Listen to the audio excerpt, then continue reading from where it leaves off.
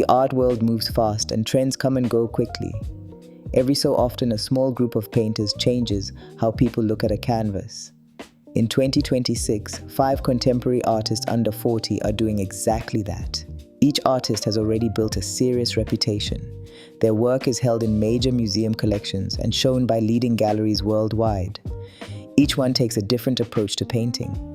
Anna Park captures the chaos of modern nightlife through massive charcoal drawings. Quin builds dense, glowing networks of color inspired by biology and technology. Mulligan paints unsettling portraits that expose the pressure behind consumer culture. Chase Hall stains raw cotton canvas with brewed coffee to explore Black American identity. And Vaughn Spann combines paint with felt, resin, and charcoal to build thick, symbolic works that move between abstraction and figuration. In this video, we look at how each artist works, what shapes their ideas, and how they built their careers. Anna Park. Anna Park was born in 1996 in Daegu, South Korea. As a child, her family moved often. They lived briefly in New Zealand, then in Redondo Beach, California, before settling in Salt Lake City, Utah. Park was raised by her mother, a pharmacist, who enrolled her in after-school art classes early on. Park studied illustration and animation at Pratt Institute in Brooklyn. She later earned her MFA at the New York Academy of Art in 2020. In 2019, while she was still a student, the artist Curators came across her work at a school open studio event and shared it online. This exposure brought her wider attention. Park's paintings are about modern life. She focuses on crowded parties, nightlife, and the constant flow of images from phones and screens. Her work looks at identity and the pressure placed on women in modern culture. She works mainly in charcoal and ink. Her canvases are large. From a distance, they look like swirling abstract lines with no clear subject. Move closer, and details begin to appear. A raised arm, a cocktail glass, a laughing face, a high heel stepping through a crowd. Her process is physical. Park starts with large sticks of charcoal, sketching broad, sweeping movements across the paper. She then smudges the marks, erases sections, and scrapes back into the surface, adding sharp lines of ink to bring out specific details. Park has had solo shows at Half Gallery in New York, at Blum in Tokyo, and at the SCAD Museum of Art in Georgia. In 2024, she held a solo exhibition in Perth, Australia.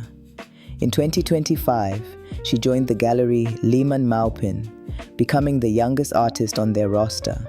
Her work is held in museum collections including the High Museum of Art in Atlanta and the Institute of Contemporary Art in Miami. Park's influences include 20th century expressionism and the gestural style of abstract expressionist painters such as Franz Kline. She also draws on comic books and advertising imagery, often sourcing pictures from internet searches to build her scenes. Take a look at more of her work.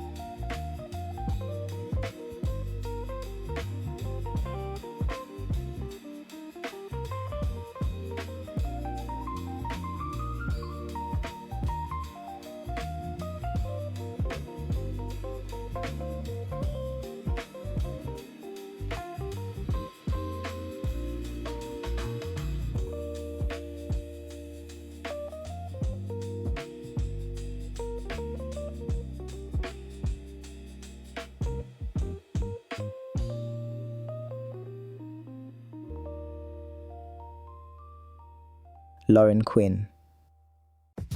Quin was born in Los Angeles in 1992 and grew up in Atlanta, Georgia. As a child, she learned to paint from her father, who was self-taught, in the basement of their family home. That early, informal training became the foundation for her later career. Quin earned a degree in fine arts from the School of the Art Institute of Chicago in 2015. She then attended a summer residency at Skowhegan before completing her MFA at Yale School of Art in 2019. She now lives and works in Los Angeles. Her paintings are influenced by two very different things, biology and technology. She looks at cell structures and internal organs. She also looks at the overlapping grids found in computer networks and the internet. Her style involves a dense layering of curved organic shapes and bright glowing colors. Her canvases include a recurring tube-like shape, along with patterns that resemble tunnels, sunbursts, and ripples. The layers overlap so much that it becomes hard to tell what is in the foreground and what is in the background. To create this effect, Quin uses a layered painting process. She begins with a wet underpainting in bright oil colors. While the paint is still wet, she uses hand-carved tools to scrape and cut, repeating line patterns into the surface, a technique borrowed from printmaking. More layers of translucent paint are added on top, trapping light between them. Quin's first solo museum show, called My Hellmouth, opened at the Nerman Museum of Art in 2023. Her work has also been shown in San Francisco, Shanghai, and Stockholm. It is held in the collections of the Museum of Contemporary Art, Los Angeles, the Walker Art Center, and the Hirshhorn Museum. In 2025, the Gallery Pace announced it would represent her, with a Los Angeles exhibition planned for 2026. Before her MFA, Quin spent a year in New York working at a gallery on the Upper East Side. That job led to a connection with a partner gallery in Los Angeles, which brought her to the city where she is now based. You can see more of her paintings next.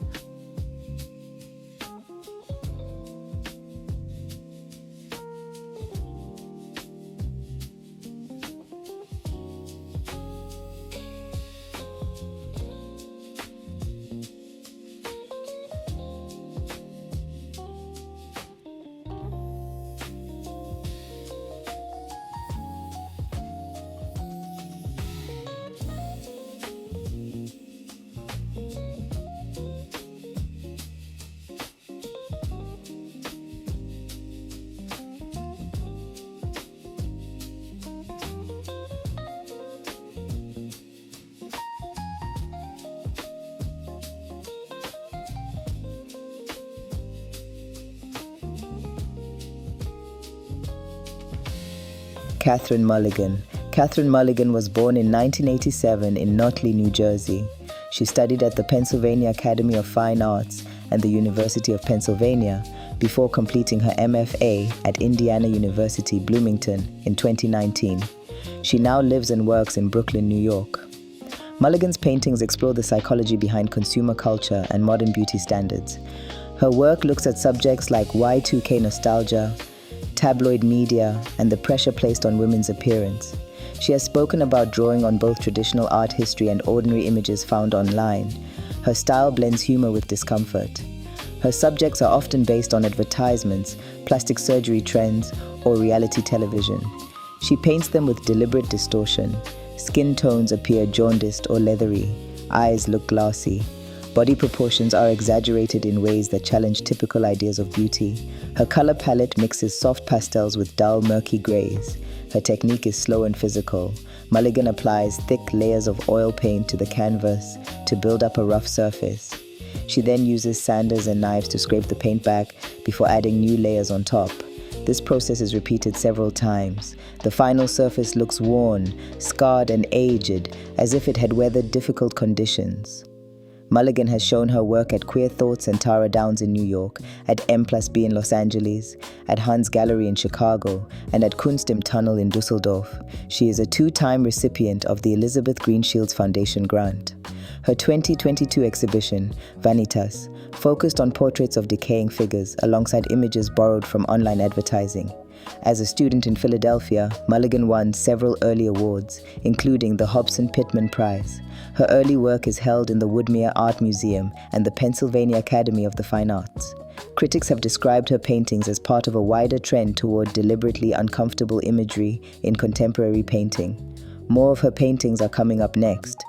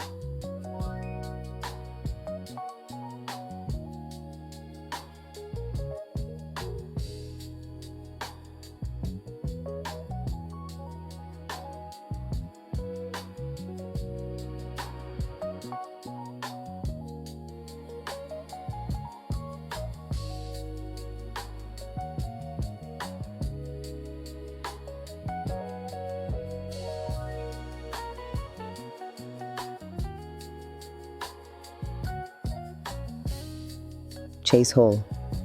Chase Hall was born in 1993 in St. Paul, Minnesota. He grew up moving between Chicago, Las Vegas, Colorado, Dubai, and Los Angeles, before eventually settling in New York. Hall has no formal art school training. Early on, he taught himself to paint using canvases and paint tubes that art students had thrown away. Before becoming an artist, Hall worked as a line cook and as an administrative assistant in real estate. He later moved to New York, intending to become a photographer. Visits to museums, including a formative encounter with the work of painter Henry Taylor, pushed him toward painting instead. Hall's paintings focus on Black American life, family history, and racial identity. He paints everyday scenes, jazz musicians performing, children playing sports, family moments. Instead of using standard paint for skin tones, Hall uses brewed coffee mixed with pigment, applied directly onto raw, unprimed cotton canvas. This choice of materials is deliberate. Coffee and cotton are both commodities with a long history tied to forced labor and trade. By using them directly in his paintings, Hall connects the subject of each artwork to the material history behind it. His process combines cooking and painting. Hall brews coffee at different strengths to create a range of brown tones, then mixes it with acrylic and oil paint. This mixture is applied to raw canvas, where it stains and settles unevenly, leaving sections of white cotton visible around each figure. Hall has held solo exhibitions in Chicago, Zurich, New York, and Los Angeles, including a show at the SCAD Museum of Art in 2023. In 2022, he was commissioned by the Metropolitan Opera in New York to create a large diptych for the Opera House. He is represented by David Kodansky Gallery and Gallery Ava Presenhuber. Beyond painting, Hall also works in sculpture, photography, and video. He has described his practice as an exploration of his own biracial identity, shaped by growing up in many different places across the country. Here is more of his work.